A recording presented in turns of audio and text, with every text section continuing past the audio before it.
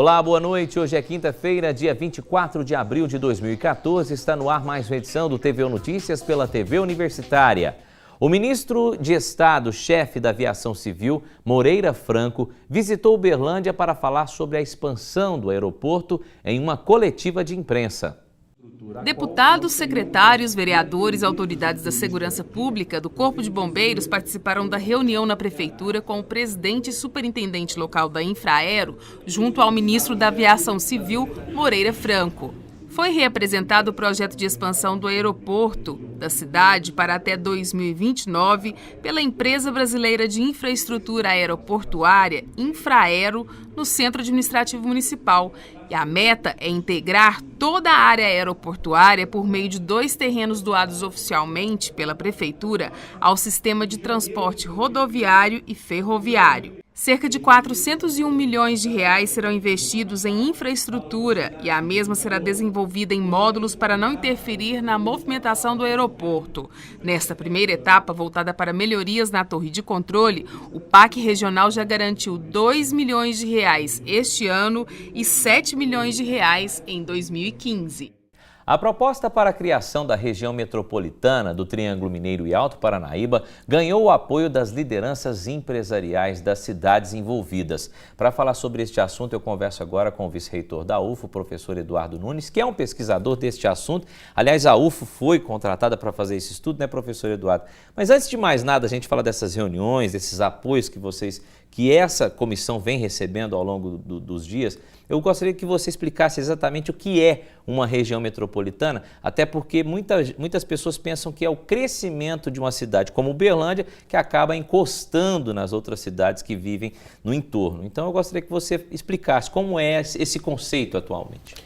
Olha, a região metropolitana, desde a Constituição de 89, ela é uma competência política, uma criação institucional dos estados. Então cabe a cada estado definir os parâmetros para a criação da sua região metropolitana. Em Minas, hoje, por exemplo, nós temos 2, a de Belo Horizonte e do Vale do Aço.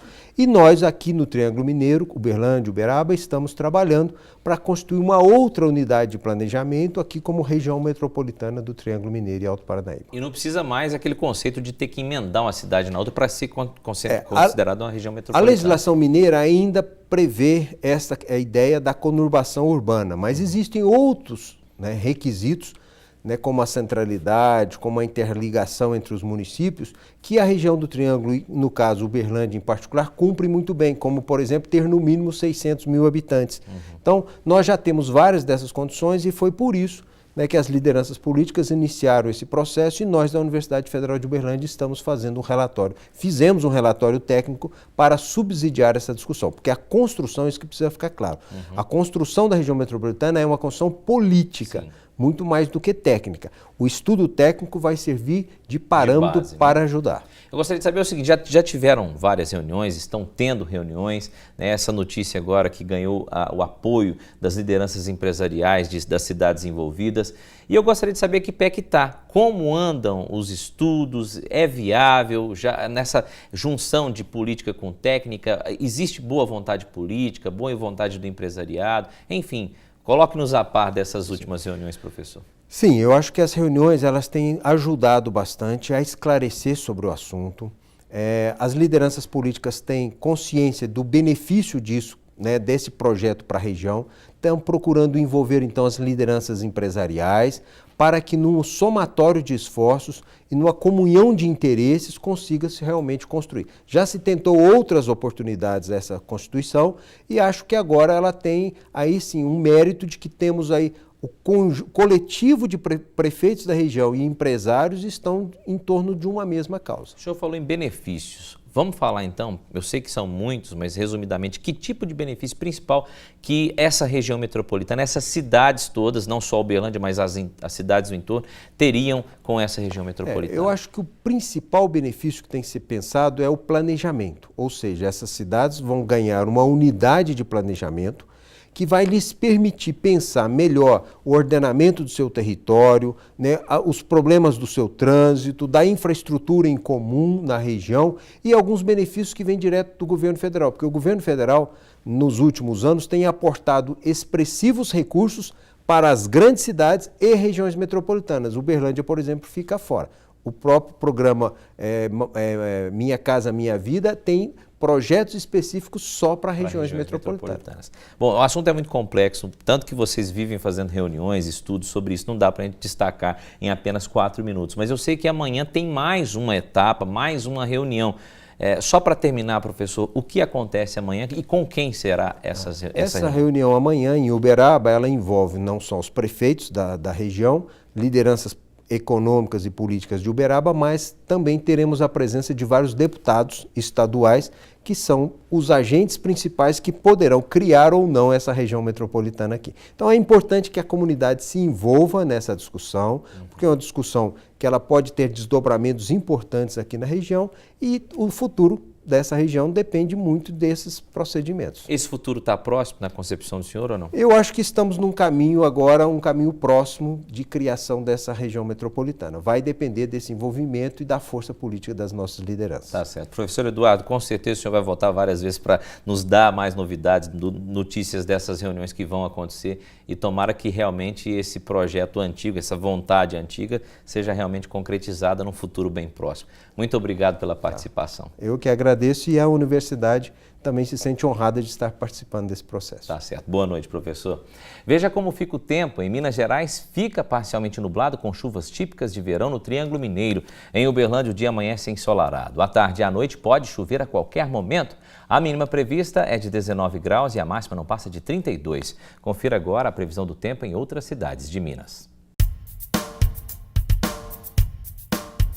Sol e aumento de nuvens em Unai. À tarde e à noite há previsão de chuva. A mínima é de 20 graus e a máxima de 34 graus.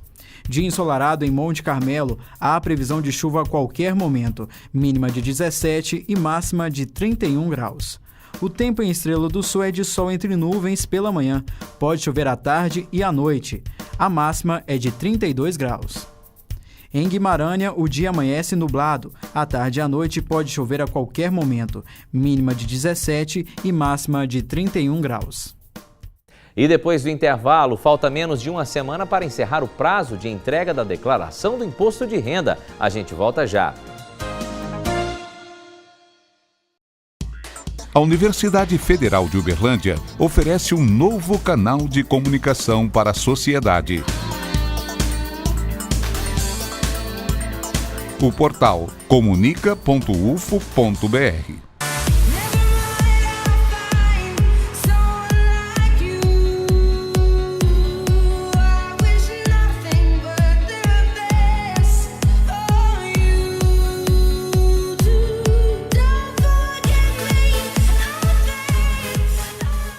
Chegou a hora de soltar a voz. Vamos mostrar quem somos nós. Esquece tudo que você já viu. Vamos fazer a melhor eleição do Brasil. Eu quero, faço, eu vou fazer. O melhor pro Brasil, pra mim, pra você. Tire seu título de eleitor e participe. Vamos fazer o melhor para o Brasil. TSE, Justiça Eleitoral.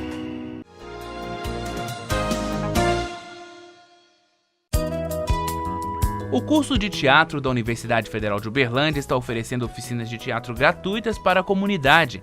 Elas são ministradas por estudantes de graduação sob a supervisão de professores e orientadores. As oficinas acontecem nas salas do Bloco 3M na UFO, no Campus Santa Mônica, e instituições parceiras na cidade de Uberlândia. São 14 turmas de oficinas.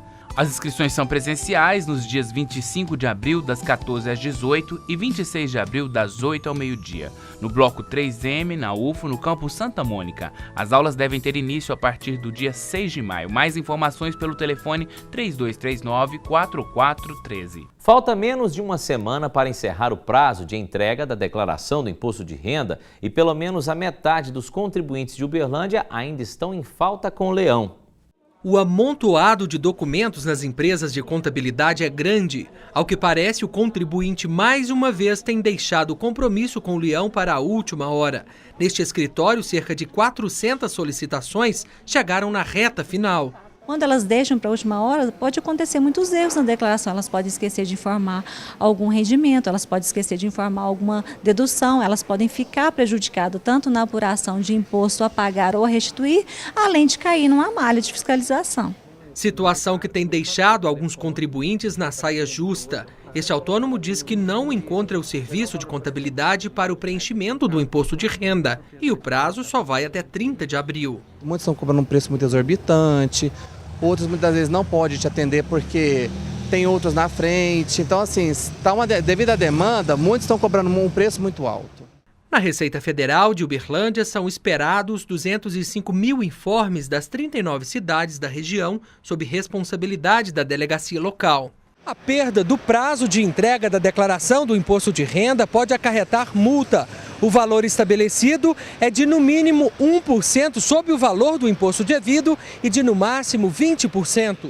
Alguns serviços também podem ficar inativos para o contribuinte pendente. O contribuinte que estiver obrigado à entrega da declaração e não o fizer, ele ficará com pendências cadastrais em seu CPF. Ele não conseguirá certidão negativa, sem essa certidão negativa, por exemplo, ele não consegue fazer financiamentos bancários, não consegue também vender imóveis e ficará sujeito também a procedimentos de fiscalização por parte da Receita Federal. O Fundo de Garantia por Tempo de Serviço foi criado na década de 60 para proteger o trabalhador demitido sem justa causa. Mas será que as pessoas sabem exatamente o que é o FGTS? Bom, para falar sobre este assunto e esclarecer algumas dúvidas, a gente conversa agora com o Daniel Rabelo, que é gerente regional da Caixa Econômica Federal. Daniel, muito obrigado pela presença. Apesar de todo mundo, todo trabalhador saber o que é o FGTS, mas nem sempre eles sabem para que serve, como faz, enfim. Hoje você vai tirar algumas dúvidas para a gente. Primeiro vamos falar o que é esse FGTS com mais detalhe para o telespectador. Boa noite. Boa noite, Kelson. O FGTS, o Fundo de Garantia por Tempo de Serviço, é um benefício àquele trabalhador que trabalha com carteira assinada, e que ele é regido pela CLT, que é a Consolidação das Leis Trabalhistas, e todos os meses o patrão ou a empresa com a qual ele está vinculado, ele recebe um percentual de depósito, o equivalente a 8% do seu salário bruto, em sua conta do Fundo de Garantia. Agora, muitos trabalhadores, eles confiam na empresa, que a empresa vai fazer o depósito desses 8% todo mês na conta dele e às vezes nem olha o holerite, nem procura saber o saldo, enfim. Realmente existe a possibilidade de alguma empresa não depositar os 8%? Existem esses problemas que podem acontecer mensalmente, que o trabalhador, se não olhar, ele acaba perdendo esse benefício? Sim, existe, e a obrigação da empresa é efetuar esse depósito. O que nós aconselhamos, é que o trabalhador acompanhe mensalmente a sua conta do FGTS. Ele tem a opção de acompanhar através do cartão do cidadão, e consultando em qualquer máquina de autoatendimento, ele verificando se naquele mês a empresa efetuou o referido depósito, e também ele tem a opção hoje de acompanhar pela internet, tudo sem custo. O trabalhador pode acompanhar todos os meses, se o depósito está sendo efetuado corretamente, e é isso aí que nós indicamos, a que cada trabalhador faça esse acompanhamento mensalmente. Nessas duas opções, todas elas o trabalhador precisa do cartão cidadão? Ou não necessariamente, ele, de posse dos seus dados do PIS, os seus dados pessoais PIS, o CPF, ele consegue acessar o site da Caixa e efetuar uma senha para acompanhar pela internet. Agora, aquele trabalhador que não possuir acesso à internet, ele tem que se dirigir à agência da Caixa, cadastrar a sua senha do cidadão, e a partir daí ele liga no 0800 da Caixa, que ele consegue obter no próprio site da Caixa, solicita esse cartão do trabalhador, o cartão que vai para a residência de cada trabalhador, e a partir daí ele consegue acompanhar toda a sua movimentação de fundo de garantia em qualquer máquina de autoatendimento das nossas agências. A empresa é obrigada a fazer esse depósito dos 8% todo mês, mas existem algumas empresas que a gente sabe que deixa acumular e só na hora que o trabalhador é demitido que ela vai pagar o retroativo. Isso é errado, né? Não é o ideal, Agora, é claro que quando a empresa atrasa o pagamento, ou melhor dizendo, o recolhimento do fundo de garantia, ela efetua esses recolhimentos com multas, ou seja, a empresa é penalizada pelo fato de estar recolhendo em atraso. O trabalhador pode exigir que esse recolhimento seja feito mensal ou ele não tem problema para ele caso esse recolhimento não seja mensal e seja no acumulado? O ideal é que seja efetuado mensalmente. Né? Agora, todas as vezes que houver a rescisão do contrato de trabalho e o trabalhador for efetuar o saque, né, ele tem que ter a certeza de que todos os meses foram recolhidos, ou seja, ele não pode levar prejuízo por falta de recolhimento por parte da empresa. Depois que ele é demitido, quanto tempo ele tem para recolher? Quanto tempo que a empresa tem que disponibilizar isso? A Caixa já está pronto para ele sacar esse dinheiro? No ato da rescisão, né, tradicionalmente, quando é feita uma rescisão de contrato de trabalho, né, é feito um acompanhamento por parte do sindicato ao qual o trabalhador está vinculado. Então, o próprio sindicato ele faz esse acompanhamento para saber se os recolhimentos estão em dia. Se caso não tiver, né, a empresa é notificada e convidada a efetuar essa regularização dessa pendência, né, de recolhimento. Além desse recolhimento, quando acontece a rescisão de contrato, quando o trabalhador pode sacar, existe a outra possibilidade, que é usar o fundo de garantia por tempo de serviço para a compra de aquisição de um imóvel também. Como é que é esse caso? Exato, né? Aquele trabalhador que possuir pelo menos 3 anos de fundo de garantia, né, de recolhimento, de conta ativa no fundo de garantia, ele pode utilizar, desde que ele não atenda alguns pré-requisitos. Ele também não pode possuir outro imóvel, né? O imóvel que ele vai utilizar não pode ter sido utilizado, fundo de garantia, nos últimos 2 anos. Tem algumas regras.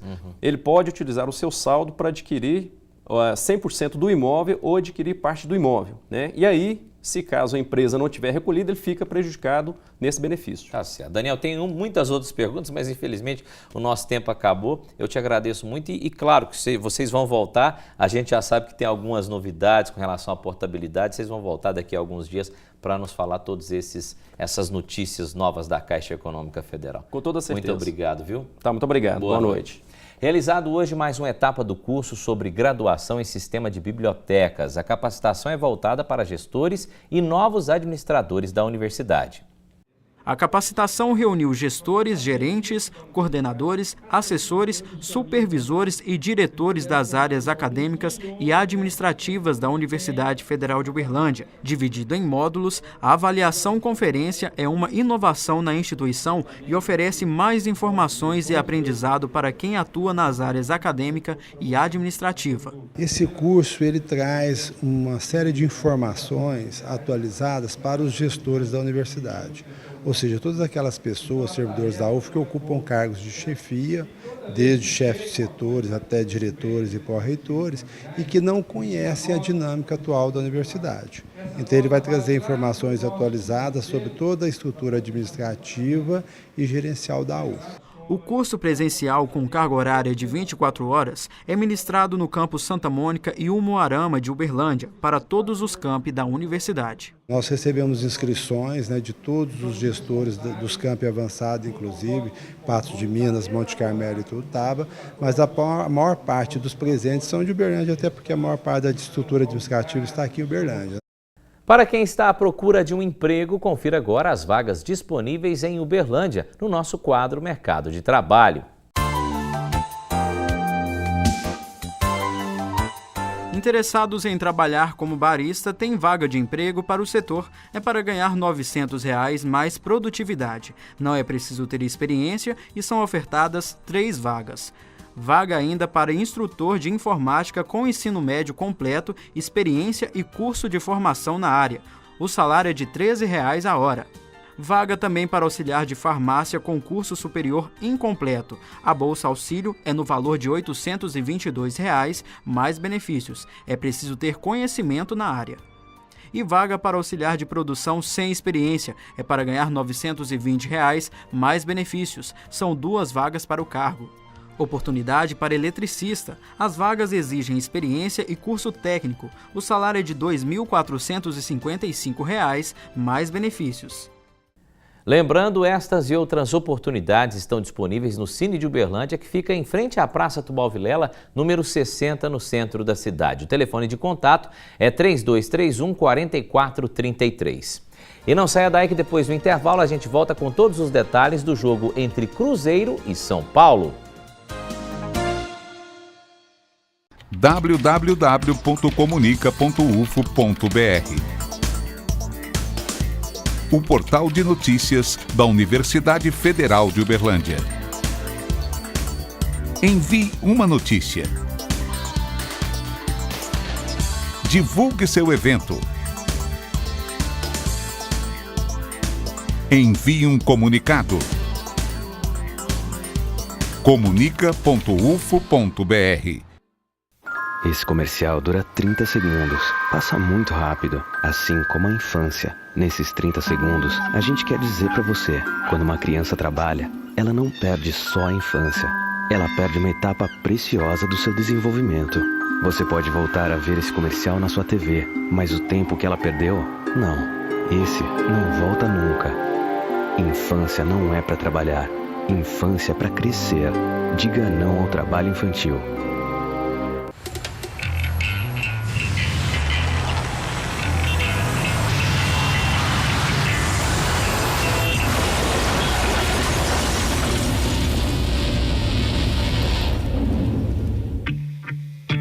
Tempo de conserto na oficina, 5 dias. Tempo de recuperação, 5 anos. A vida é mais frágil sobre 2 rodas. Moto é preciso saber usar, é preciso respeitar. Ministério das Cidades, Governo Federal.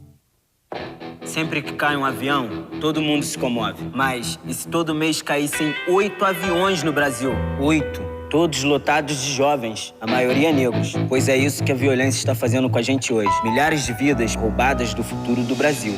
Por isso, foi criado Juventude Viva. Mais oportunidades, combate à violência e ao preconceito, mais direitos para o jovem e respeito à vida, inclusive a sua e a minha.